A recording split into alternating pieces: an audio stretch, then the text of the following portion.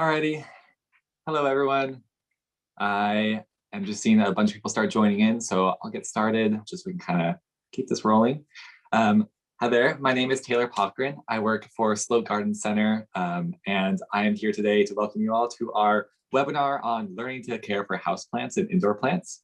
It's going to be a really interesting seminar, and we have a lot of stuff to talk about.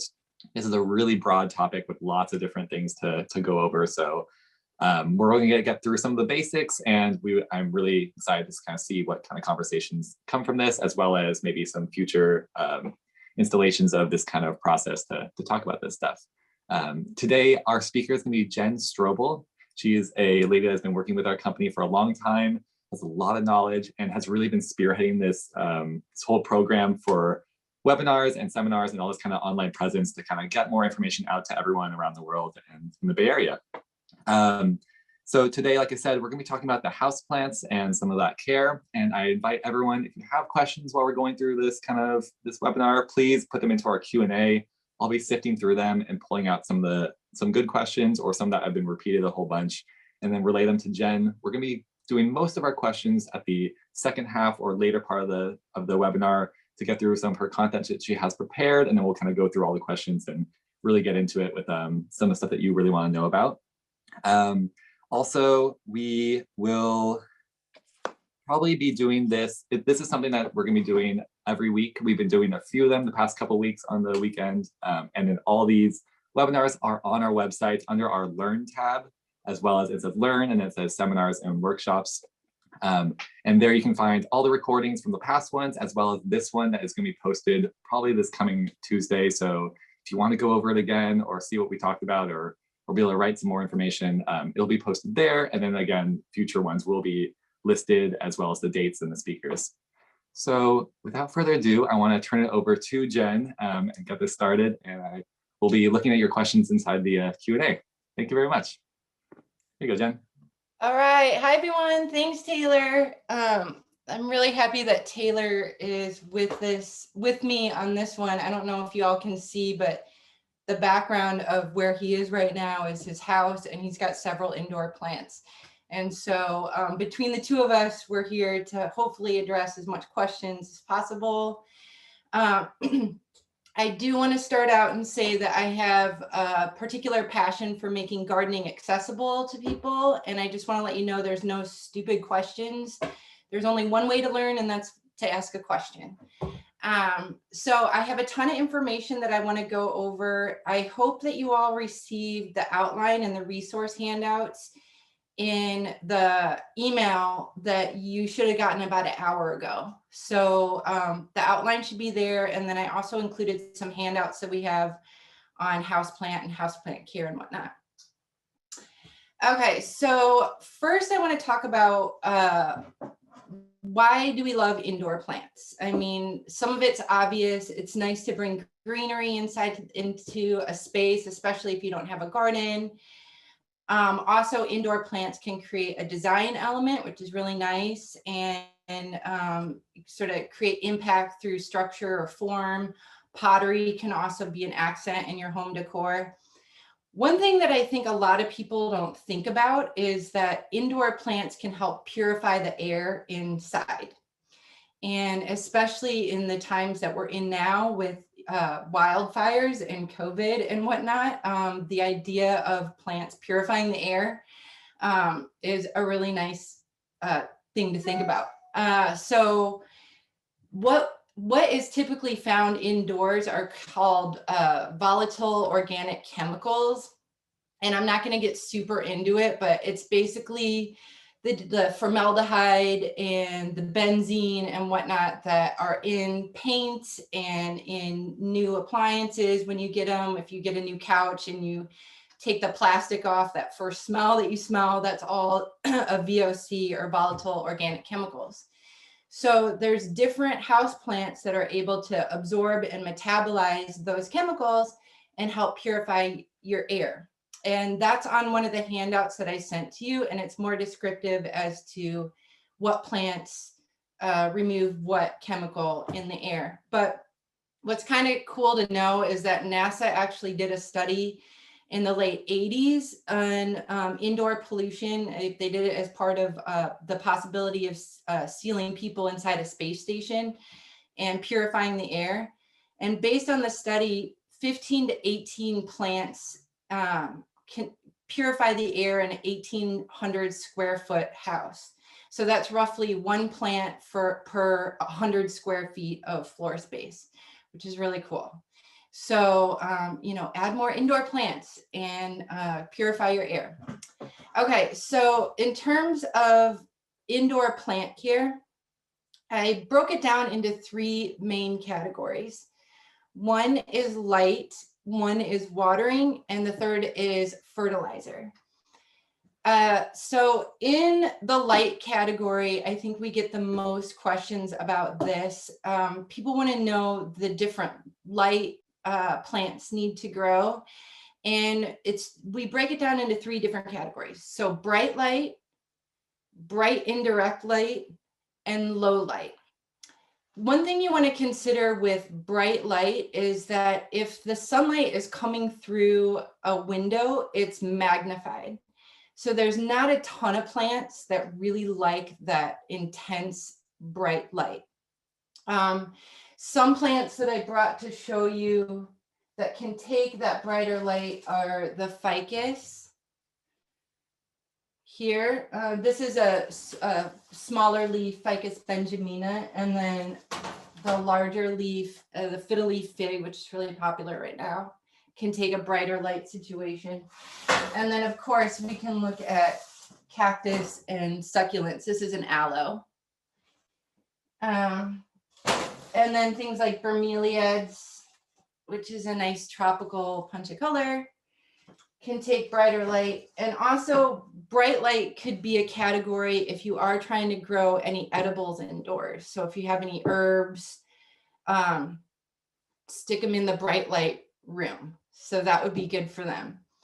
Bright indirect light is the largest category of indoor plants. And the best way to describe it is that it's a room where you can read a magazine without turning the light on. So there's enough ambient light coming into the room that you don't need to turn on a light to read a magazine. So this is, like I said, the biggest category for indoor plants. And I have a ton of plants here that all fit into that category. I mean, it's different palms, peperomia. The Dracaena is a huge category of plants and also a really good air purifier. So this, keep in mind, is the largest group for indoor plants. And then low light would be sort of a situation where there's not a lot of natural sunlight. So this could be down a hallway or in a bathroom. The lower light plants, obviously, the category is smaller because there's not a ton of plants that can take really low light. But some popular ones are the snake plant. And this is one type of it. This comes in a lot of different forms. And then also the peace lily, which is in here. I really like this, if you can see it. So what I like about the peace lily is it has the white flowers on it that show up in a dark location. I've actually seen the peace lily in an office space with no natural light whatsoever and doing really well. So I can say that one can have no natural sunlight. And then also pothos. This is a vining plant. I'm sure you've all seen this too. This can take low light as well and be nice on top of a dresser hanging down. So definitely pay attention to how much light you're getting in your space and in order to determine what the best plant is for you.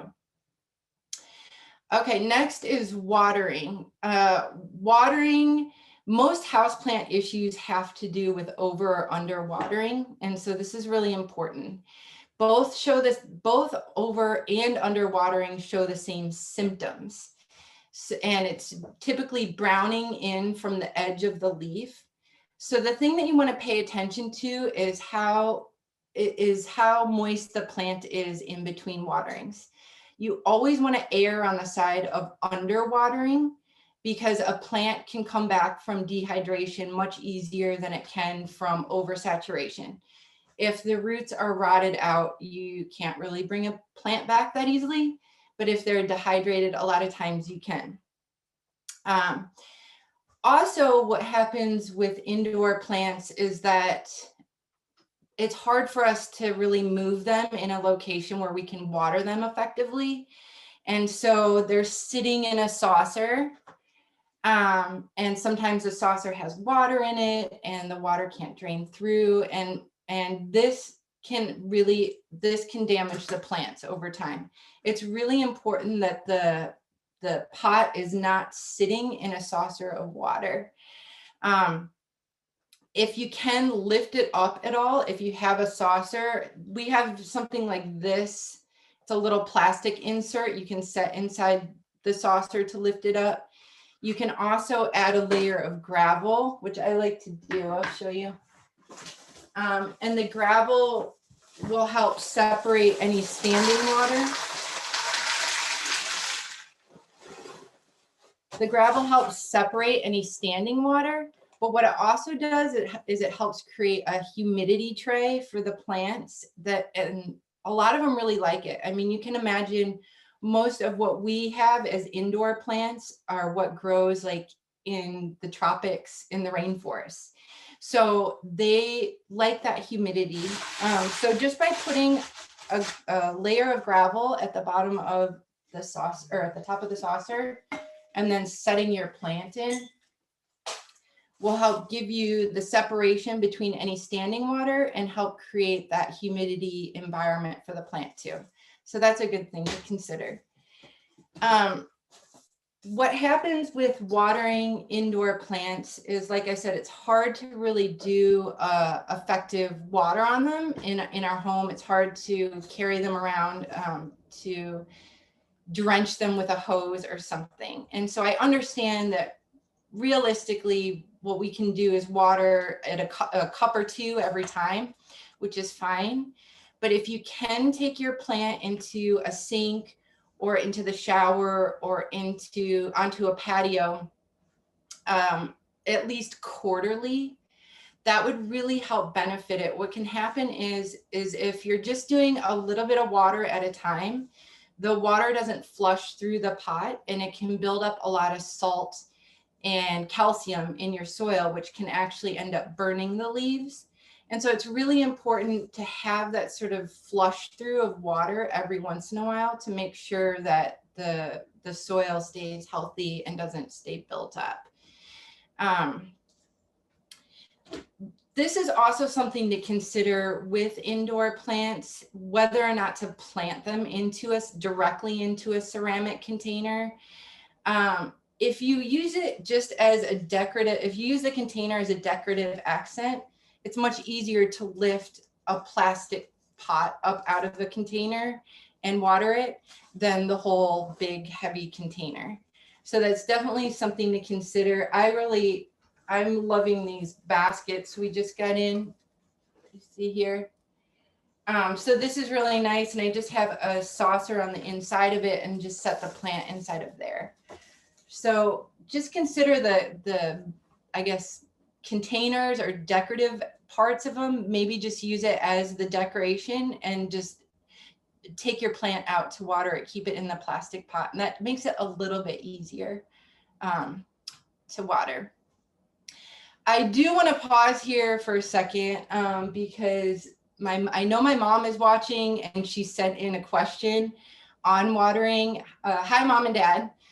Anyway, this is really relevant, and so I thought I'd bring this up right now. And then she asks, so Jenny, how do you know how much and how often to water your indoor plants? And this is a really good question because there's not one formula for every location, or there's not one formula for every plant in a different location. So what that means is, like, really every house is different. Some houses are more damp, some are more airy. It depends on the location of your plant. Is it next to an open doorway where it's getting a draft every time the door opens, or is it next to a fireplace where it's drying out? So really, it's it's a matter of determining your own location and how much you're going to need to water it given your own environment in the house. I can tell you that most houseplants typically need water about every 5 to 7 days. But again, that's an overall generalization. And it's really more important to pay attention to your own environment and sort of make adjustments based on that. I hope that makes sense. Okay. Fertilizer, this is the last section in this portion that I want to talk about, and I will stop for Q&A after this, and then I'm going to repot a plant, and then we'll do more Q&A. Okay, I know it's a lot of information. Fertilizer, the biggest thing that I like to tell people, and I say this at every class that I teach, but the biggest thing is to learn what the 3 numbers mean on the fertilizer. So every fertilizer has 3 numbers on it. I'll show you. It looks like that. And the first one's nitrogen, the second is phosphorus, and third is potassium, or it's NPK. But you can remember it as leaves, flowers, roots. Why that's important is that really you want to consider what you're trying to encourage in the plant. So if you want to encourage more green leaves, then you would have a fertilizer that's higher in nitrogen or higher in the first number. If you want to encourage blooms, then you would get a fertilizer that has a higher phosphorus or a higher second number. So just keep that in mind. That applies not only to houseplants, but it applies to your outdoor garden as well. And it's just a good bit of information to know going in. I always recommend using this transplant food. It's called Sure Start fertilizer.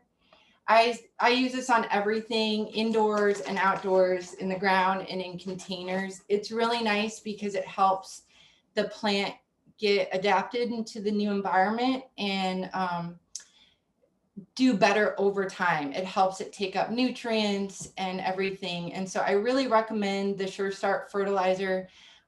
Like I said, I will show how to repot, and I'll show you how I use the fertilizer. But one thing that's different about this transplant fertilizer is that it needs to make contact with the roots of the plant. And so I put it in the soil and mix it in with the soil and then set the plant in and tuck it in all around. So that's just one thing to remember. In terms of how to fertilize, there's so many different types of fertilizer. This is, a lot of us probably know Osmocote. This is a slow release fertilizer. This can be mixed into the potting soil when you're planting the plant, and it gradually fertilizes over 4 months. And then for indoor plants, I typically recommend liquid fertilizer. Just because if they're in container, for all containers, really, I recommend liquid fertilizer. There's not a lot of ground to hold nutrients. And so the thing with the liquid fertilizer is that it's taken up quicker, and the plants tend to do better just in containers. Whether you're using a liquid fertilizer or a granular fertilizer, you always want to make sure that the plant is watered first. And that's important because if the plant is watered first, then it's able to absorb more of the nutrients when you add the fertilizer mixture. Be sure to look at your fertilizer in terms of application rate. Different fertilizers are different dilutions, and some you can fertilize every time you water, and some say every 2 weeks. So just pay attention to the label on the fertilizer as to frequency. I'm kind of realistic, and if you follow my fertilizer regimen, I'm lucky if I remember to fertilize quarterly. So if you fertilize more than that, you're probably ahead of a lot of us. But pay attention to the fertilizer label. The one thing to really remember with indoor plants, and also this goes with outdoor plants too, is the new growth is the best indicator of the overall health of the plant. So a lot of you wrote me in questions about your fiddle leaf fig or your calathea, and I think there was begonias, and there's a few different, I know everybody's going to have their specific plant questions. A lot of times the plant is adapting to the new environment, or adapting to a different watering schedule or whatever it is, and it will show some browning on the leaves as it's transitioning. But the best indicator that you can look for is the new growth on the plant. So that'll tell you if the plant is still stressed out, or if it's pulling through whatever stress it was going through at some point. So just watch for the new growth as an indicator of the overall health of the plant.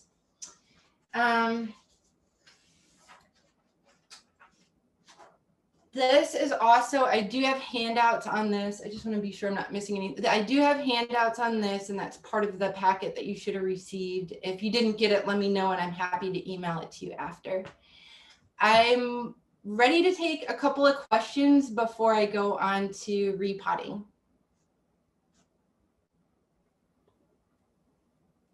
Yeah, hey Jen, nice. There's a good amount of questions. I've been going through a few of them, but about what you've been talking about, some people first off started questioning about misting their plants, especially someone was mentioning during the winter season when we kind of use our heaters, or the house is drier, or just different times of the year. Do you have any ideas about like misting plants, or what your thought process is on that?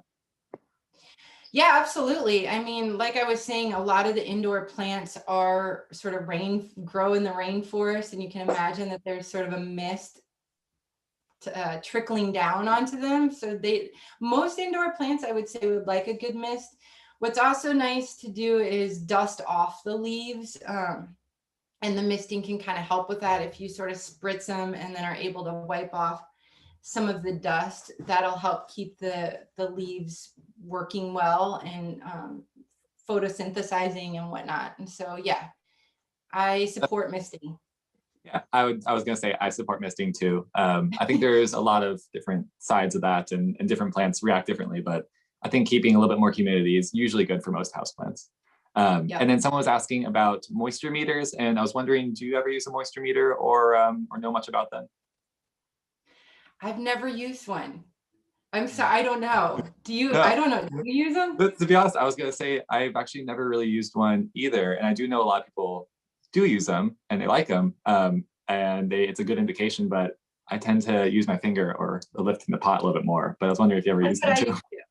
Yeah. I don't really trust it. I don't think so. I think it's better to just have a sense on your, like Taylor said, dig your finger in. If it's dry in the first 3/4 of an inch or so on the top, then it's probably time to water, or lifting the pot, like you said. So. Yeah. And then one other one about the watering is the difference between watering the plants, or just having plants inside pots without holes versus with holes, and like that kind of watering care. The difference between, well, if your plant doesn't have drainage, obviously you're going to probably not water as frequently.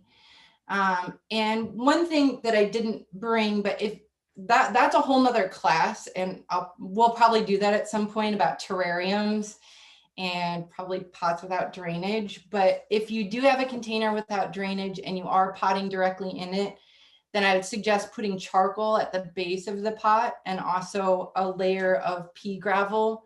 Again, you really want to separate any standing water with the soil. And so that's the one thing that can happen in a container with no drainage. Should I go Definitely. ahead and repot and then we can do more Yeah, questions? sure. I'll keep on grabbing some more questions and we'll go over some more soon. Okay. So when is it time to repot? I mean, typically, what you want to look for is if there's roots coming out of the bottom of the pot, or if you see roots around the top of the pot, sort of circling around, then we know that it's time to repot. And a typical rule for repotting is that you want to go 2 inches larger around and underneath the existing pot. And that's sort of the next size to jump up to. So I thought I'd repot this peperomia.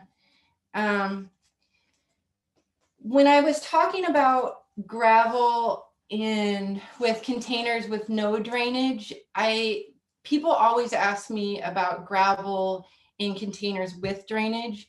One thing that I didn't mention is that I am a head container designer for Sloat, and I've been doing that for I think 15 years, and I plant 200 to 300 containers a year, and I never put gravel at the bottom of the container.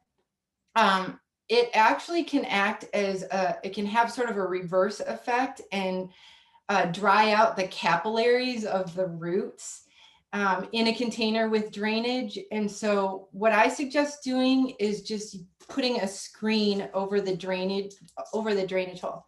So we have something like this. It's called Keeper Stopper. And it's just a screen, like a window screen.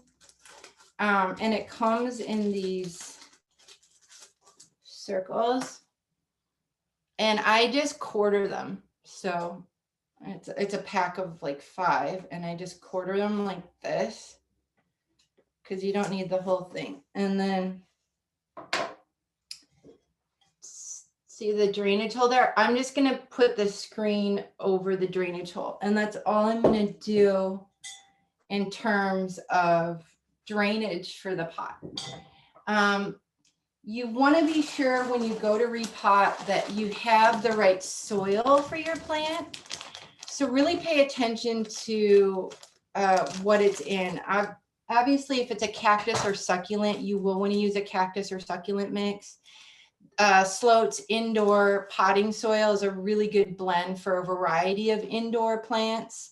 And so just pay attention to what your plant currently is in and try to mimic that when you go to repot.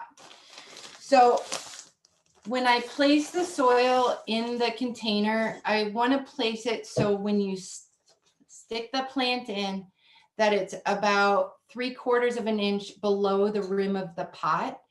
And you just want to do that to be sure that you have enough of a reservoir for when you water the plant and it doesn't just spill off the side. So make sure that you have a little bit of space there at the top. So I'm going to put in the soil. And then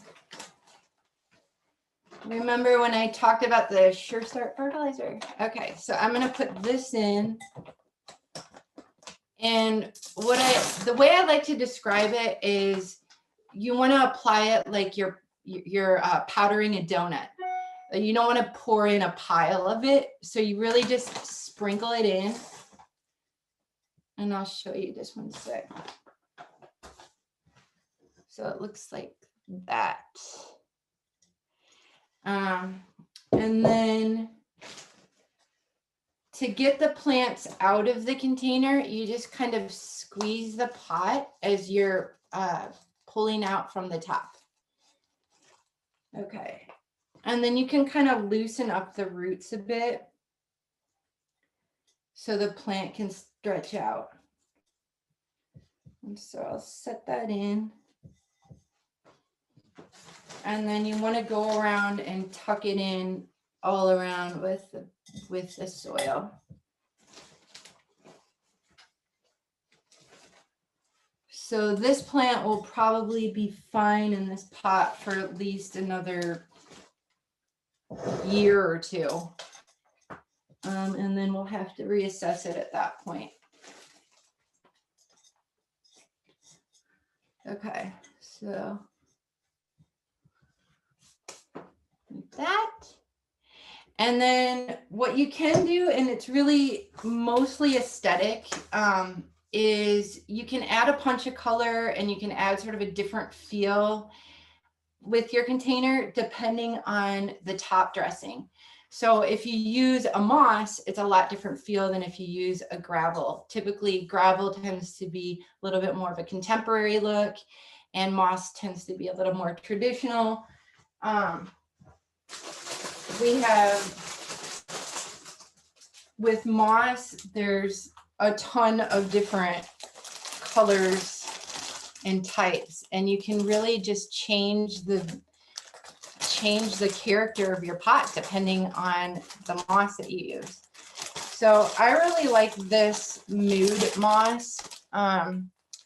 It's kind of a chunky green moss, and I just think it looks neat. I just like it around the top of the pot. So I'll do that.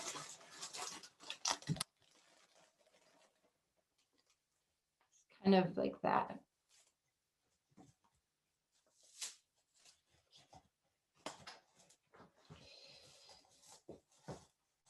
And I just tuck it all around.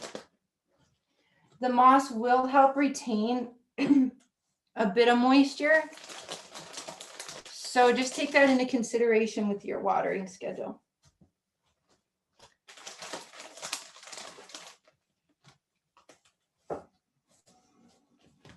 All right.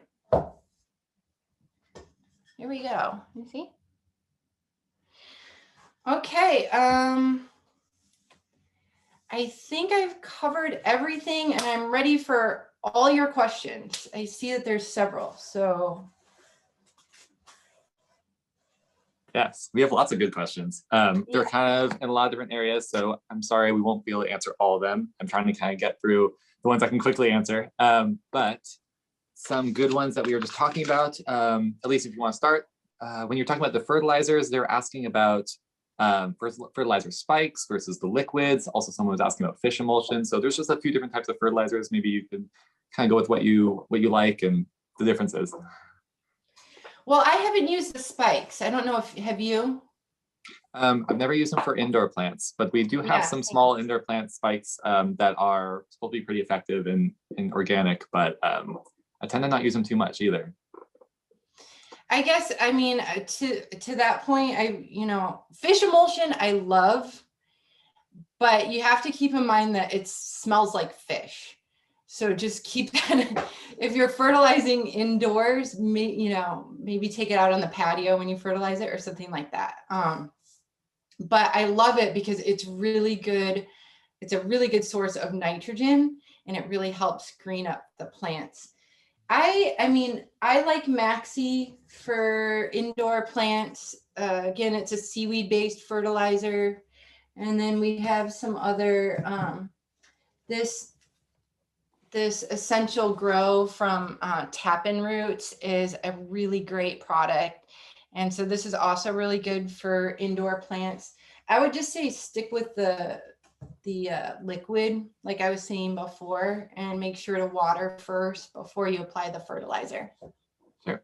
I have a good question that is your ideas or differences between planting in clay versus planting in plastic and like how that affects the plants. They're asking like which one's better, but I can go into that. That's a really good question. That's terracotta is probably the material that will sort of dry out the quickest. So if you're planting in terracotta, it's just very porous. And so that can dry out a lot quicker than a plastic or a glazed ceramic pot. The difference between plastic or glazed ceramic, I think, would be weight more than anything. So a plastic pot obviously would be a lot lighter than a ceramic pot. So I would just take that into consideration in terms of what you're going to plant in. But like I said, you can keep the plant in a plastic pot and set it inside a ceramic container if you want that design element at home. So it's just easier to water them if they're in the plastic, I think. Yeah, and actually kind of going off that, someone was asking about bottom watering, and I think also talking about having like the pot inside the other pot and stuff like that. How the water can be taken up from the plant differently from top or bottom, or do you kind of do either one? Well, actually, Taylor just did a video for Sloat kind of demonstrating this perfectly. But you can, when you go to water, you want to water around the top of the pot, and it can sit in a saucer of water for 10 to 15 minutes while it is absorbing that moisture. You just don't want it to sit in a saucer of water constantly.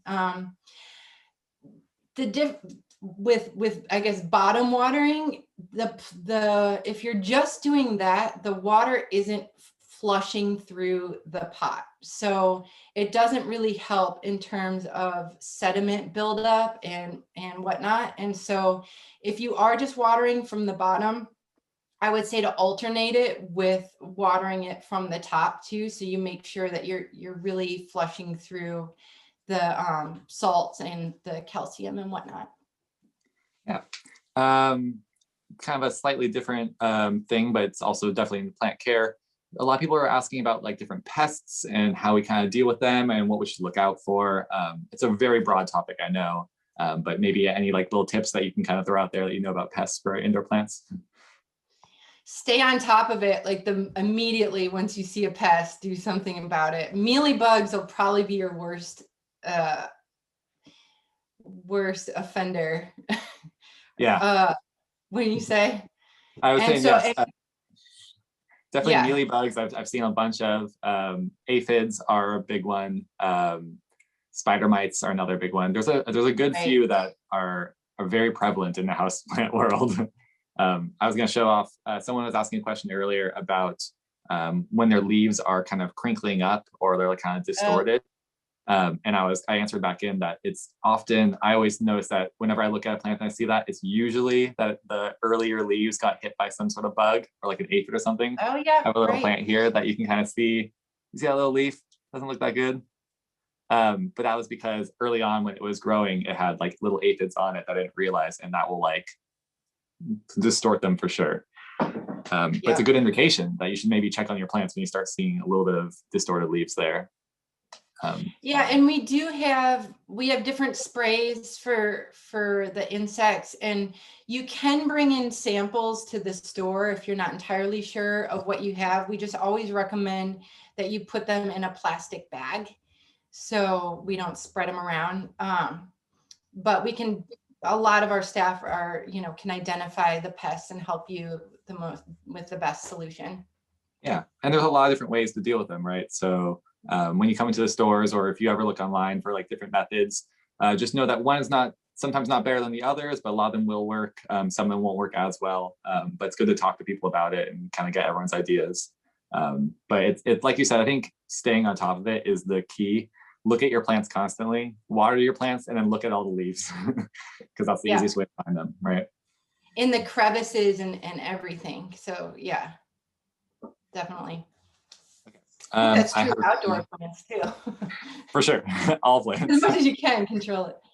I think another one on the kind of pest topic is, of course, fungus gnats are a huge kind of deal that everyone deals with. The soil-bound pests, ways to deal with those kinds. Yeah, fungus gnats can be a big problem, definitely. We do have something that you can put on the top of your soil that basically shreds up the gnats as they're flying up through. You do want to be sure that you are watching your watering and making sure that the plant's not constantly moist, because that is going to be a little bit more of a breeding ground for the fungus gnats. So pay attention to the watering, but then also if it's hard to get rid of using just monitoring your watering, then we do have a solution for it that you can put on your soil. Yeah, I think it's called Gnat. What is it? Is it called Gnat? There was Gnat before was like a topsoil or top dress kind of amendment to physically reduce them. I was also going to show off. We sell these stuff, the mosquito bits, as well as nematodes, and they're more biological kind of method of killing off the larvae inside the soil. So definitely if you come into the stores and you want to talk about soil gnats, we'll point out a few different products, kind of talk about the differences between them. But there's a few different ways. Letting the soil dry out a little bit more is always a good one too. But they're everywhere, and you have to kind of start controlling them, but don't feel bad if you do have them. Everyone kind of has to deal with that. That's true. And then I had another one right here. Someone's asking about how often do you change your soil? I think it's also like that could go into like how often do you repot, or when to know when to repot. It's kind of like in that same boat. But like that kind of method, would you know? Yeah, so that's also a good question. And it really depends on the plant and the growth. Some plants grow a lot faster than others. And so just paying attention to the roots in your root growth in whatever plant you're looking at. I would say, I mean, what I say for container design is that typically you want to assess your plants every 6 to 8 months. Once you plant them in a container, usually every 6 to 8 months. Maybe it's something where you need to repot it, or maybe it's something where, if you have a combination of plants in a container, you take one out or cut one back or whatnot. You can, if you can't jump up in container size, if you're limited on space, what you can do is take the plant out and cut the roots. So you can, if you can only stay in a certain, you can cut the roots around the plant and then repot it in that same plant. It just gives it replenishes the soil nutrients, which really is is what's feeding the plant more than the soil. It's really important to remember. And actually this stuck with me after our composting webinar. If anybody missed that webinar, I highly recommend going back and watching that. But what's really important to pay attention to is that you want to feed the soil, because that's what feeds your plants. And so making sure that you have healthy, fresh soil, making sure that you've got good fertilizer, that tends to be an overall recipe for success. So It's hard to say just like a typical, every plant needs to be repotted every 6 months. I mean, you can't say that, but it's just something to pay attention to when you water. Like Taylor said, kind of dig your finger in, does it feel like there's a ton of roots there, more roots than soil? Then you want to consider repotting. Yeah, and I think you're right in saying that it really depends on the plant and it depends on the pot, and some of them will grow faster, especially if they're maybe near a window or get more light. They can grow faster than ones that's not. So repotting is definitely a process of learning and like playing with your plants and kind of seeing what's affecting them. And then another one people were asking about is the different plant mixes, like the different kinds of soils that we use and how that maybe affects it. Because I know we have a bunch of different kinds of soils and a lot of them can be used, but sometimes they really change how we take care of the plants, is how I would describe it. Right. That's a good point. Yeah, absolutely. I mean, with indoor plants, we have a different soil for African violets and for cactus and for whatever it is, there's different soil mixtures. Orchids, I know a lot of people wanted to talk about orchids. We're going to have to do a separate class entirely on orchids. There are definitely some good questions. Yeah. So yeah, that deserves its own class. But yeah, just paying attention to what the plant was in prior to, and just using that for the soil when you go to repot. Yeah, and also not being afraid to kind of really dig in there and look at the root system and look at the plant and trim them back too. I think, like you're saying, and even like cutting back the root system is something that a lot of people are very nervous about. And I tend to do a lot more of the bonsai kind of work, so I'm a little bit more comfortable with that. But it's something that, if done wrong or done really harshly, it can be a detriment, but also can really help the plant out. If roots are growing, the plant's usually relatively healthy. If the roots can't grow, then the plant tends to not be able to grow in other places, and it kind of gets off balance. So that's a really good way to put it. Yeah. Look at, yeah. Like we always say, like upgrade your pot size, maybe like 2 inches or so. And that's just a general term to kind of get someone to realize that there just needs to be more soil space and more space for the water to kind of sit and more nutrients in there. So it's not just roots. Unless the plant really just wants that kind of situation. And there are a few plants that like to be very, very tight. So it's different.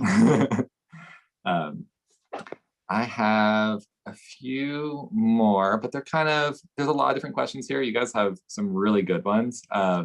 There are a few specific about certain houseplants, and I would just like to recommend, if you do have specific questions, definitely come into our stores, or we'll try and answer a few of them more later on, but we can definitely go over that. We have a lot of good staff that grows a lot of plants around them, so they can help you take care of that. Someone was asking what this plant was. It's an alocasia. Oh, yeah, I know, it's gorgeous. It's a smaller one. I got it from a cutting. It's been growing for a while. The leaves used to be very, very big. Now they're a little small. I love those. And then let's see. What time are we at? We're doing pretty well. People are asking about maybe if you had any kind of dealings with mold on the top of their soil, or sometimes people will see like the funguses or different kinds of stuff growing on their soil, especially after watering a little bit more, and like what causes that, or how they can kind of help out that. I mean, a lot of times that's a function of the watering schedule. So just making sure that you let the plant dry out a little bit in between waterings again. And I like I said, I can't stress it enough. You always want to err on the side of under watering. And it's, when I was talking about overwatering and how they have the same symptoms where they can have the browning coming in from the edge of the leaf. One other thing that can happen when the plant is rotting out is it can look droopy. And it's a lot of people have the instinct of watering it more at that point, and it's just basically rotting it out more when that does happen. So really pay attention, really, feel the soil and see if it's dry at the top 3/4 of an inch before you do go and water. And also make sure it's not sitting in a saucer of water.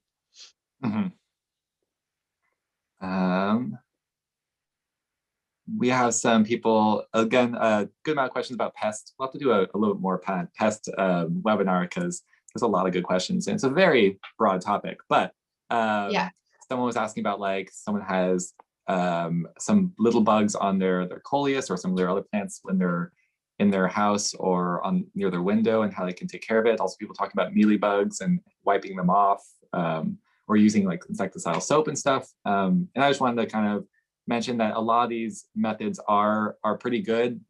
Physically getting rid of the pest is always a good idea, especially those larger ones where there's not maybe as many. You can kind of physically get rid of a lot of them through wiping them off, or Q-tips. Insecticidal soap and neem oil are both definitely something you can use indoors. Maybe not spray it while you're inside, or not spray it in an area that you don't really want that kind of chemical around, but they're generally not too caustic, and you can kind of spray them outside, bring the plant back inside, and it should be totally fine. And then someone was also asking, fertilizing and feeding is definitely the same kind of thing. It just, there's different methods, because like you're going in, you're talking about the fertilizers like the Maxi and stuff like that are considered like a fertilizer, but there's also amendments, which are something you can add to your soil, which are like the earthworm castings and some more like nutrient rich kind of materials, but they're all considered under that broad topic of fertilizing, but also feeding, similar. And then I think we have a few more. Is there anything that you were wondering that about, Jen, that I can maybe focus in on? No, I mean, I think that is good that people are asking about the pests, and like we were saying before, I mean, it's really, the sooner you do something about it when you do see pests, the more manageable it is, because it can really get out of control, especially indoors when there's not as much airflow or whatnot. Like, the bugs can really, the coleus, that's probably aphids, I would assume. Yeah, and most likely. The aphids they'll be the actual bug, and then there'll also be the skin that they shed off, and it looks like speckles all over the leaf. So You know, both of those are signs definitely of aphid damage. Aphids Yeah. you can actually squish, you can squish on the plant, and the dead squished aphid releases a danger pheromone to the other aphids that can be a deterrent. So, I mean, that can be sort of like a organic home remedy that you can try in addition to sprays. And jumping around again, we have someone asking, how do you encourage fuller or bushier growth versus leggier growth on plants? They're talking about rubber plants and monsteras, but there's a lot of different plants. It's very a broad topic of how to encourage the different kinds of growth in our plants. That's a really good question. So, and I think that also applies, you know, outdoors too. So a lot of it has to do with pruning or how you cut the plant. If you prune from the top down, you encourage growth, more growth at the base of the plant. If you prune from the base up, you encourage growth taller or higher up on the plant. And so I would say that really pruning has a lot to do with it. And then also paying attention to the fertilizer. So remember that the first number is for leaf growth, that's nitrogen. And so if you want to encourage more leaf growth, you can use something like a fish emulsion or even just an all-purpose. The maxi fertilizer is 1616. And so that's a really good even balance for fertilizers. Fish emulsion, I think, is 411. So that's mostly just nitrogen. And so between fertilizer and pruning, I would say would be the best way to sort of direct the growth of the plant. Yeah, and that's totally true. And someone was asking earlier on about their money tree reaching the ceiling and asking about how to get growth in the lower sections. I think someone also mentioned it about their Ficus dorata, getting more leaf on the lower sections. And I think it really ties into what you're saying is pruning it back will encourage the growth nodes lower down to activate or become more energy to them, which will cause a lower growth pattern or more branching down below. If you don't cut the top area, all the energy will always go to the highest point, so the plant can try and get as tall as it possibly can to try and reach the sun or wherever it's trying to grow to. So pruning it back will really encourage the bushier growth, lower leaves. But it's also it's a slower process. So a lot of it is patience and time. Nothing happens right away, especially in the plant world. That's when you say that's really common with the Dracaenas. So the Dracaenas is a big family. A lot of people have these and they get a really big trunk on them with leaves at the top. So that's a plant that if you cut the trunk, wherever you cut the trunk, it'll candelabra out from that point. So if the plant's getting too tall and you cut it down halfway or whatever, it'll encourage growth lower down on the stalk. So that's a good example, I think, of that. Very good. Let's try and get a few more in. We're just kind of almost reaching that hour mark. Let's see. I actually have a question too. Have you ever used or know about like coffee grounds in your plants? I know sometimes people use it for outside, but I see that a few times. I saw people asking about coffee grounds. Yeah, that came up in the composting seminar too. It's fine to use. It's slightly acidic, but based on the composting seminar, you know, it seems I've never used it myself. So, but I don't think it hurts. And I would just say I wouldn't dump a whole bunch in there. I would just, if you're going to do it, just sort of sprinkle it in and mix it in the top layer of the soil. Right. And then one more question that I saw was someone was asking about trying to keep their plants smaller and like buying smaller plants and wondering, are they really going to get that big, or if they want to keep them smaller, what they can do? I think that's kind of a very nuanced kind of question. But there's definitely a lot of little plants. And if you have any like input about that kind of stuff, I would say in general, all plants grow and they all want to get larger, and some will get larger faster and some will get larger a little bit slower. Right. And some you can encourage through the pruning and the trimming to stay on that smaller side. But I think knowing the plant and the maximum height, or like the where it's going to try and get to, is always good to have in the back of your mind when you're taking care of the plant, because nothing will stay like too small forever. Like I have a little small one here, but it was really small a little bit ago, and now it's even this big, and I'm gonna have to repot it again. Just did it. So there's a lot of little plants that are really cute in the small pots, but they will not stay there forever. So just kind of watch that. Right, exactly. I mean, I think, like we were saying before, I mean, if you are restricted on space, there are certain plants that you can take out and prune the roots and cut them back and put them back in, but just be familiar with the type of plant, and be sure that it can take that regular cutting and pruning. Yeah. I'm kind of jumping all around, but also there's some questions about watering. And I think one more kind of specific question is about how to fully water their plants. I think, like you were saying, there's a lot of different ways to really get the soil hydrated. But someone was even asking, like, versus a sink versus a shower, or just watering with a watering can in place. And I think you can agree, a lot of them they all work. It just depends on your situation. And some plants, like big palms or large kind of indoor house plants that you can move around, I've heard people bring them into their shower and give them a full shower every once in a while. It cleans off your leaves and waters your soil really well. But also, like, running it under the sink is totally fine.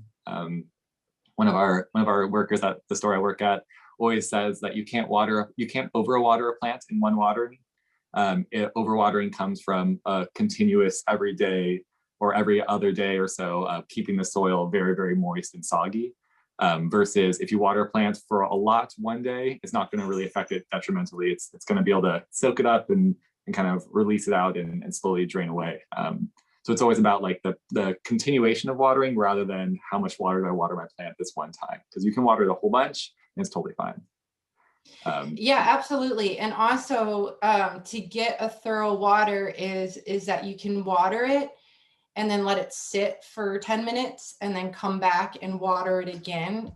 So because once the soil has been hydrated initially, then it's able to absorb more moisture the second time around. So you can do a double water when you're doing your thorough watering day. And that's a really effective way to do it too. Definitely. Yeah, I have some like hanging plants and different kinds of like pots and macrame and stuff. And I tend to always come back and do like a multiple watering kind of thing. I feel like the first kind of watering is always just kind of get the soil a little bit hydrated and open all those pathways for the water to go through. But coming back and watering again will actually really give the plants some water and let all those, especially the chunks of like bark and all like woodier chunks, they take a second to really absorb the water. So you kind of have to give them that time. Taylor, I think a next class should be that you just take us all around the plants in your room. I know there's a lot. Show us how you water. Yeah, absolutely. There's a bunch in here. Awesome. All right, so I think we're kind of running into that timeline where we should probably kind of wrap it up. Is there any last things you want to let us all know about? No, I mean, I like to say, well, thank you, Taylor, for being here and supporting the class. And hopefully we'll get Taylor to do some classes in the future. And be sure to check our website for the upcoming classes that we have. We're doing them every Saturday at 10 a.m. and there's been a ton of good information. Like Taylor said, the recording will be available the Tuesday morning after the class. And that's really helpful because you can fast forward or rewind or whatnot. And then I'm definitely available to answer any questions that you might have that we didn't address this class. And so feel free to email me if anything else comes up. And it's a really nice day, so it's kind of weird to talk about indoor plants right now because I just want to go outside. So I hope everybody has a great day and stay healthy and safe. And we hope to see you next week. Yeah, thank you everyone for tuning in and bringing your questions. There's some good ones. We'll have to keep on going through them. We're gonna look at stuff for future classes too. Yeah, but thank you, Jen. Great, thanks so much. Have a good day. Bye, everyone.